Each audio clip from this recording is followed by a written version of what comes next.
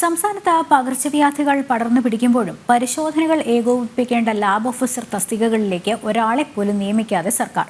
ജില്ലകളിൽ DLMO ഇല്ലാത്തതിനാൽ sample പരിശോധനകളിൽ ഗുരുതര കാലതാമസമാണ് ഉണ്ടാകുന്നത്.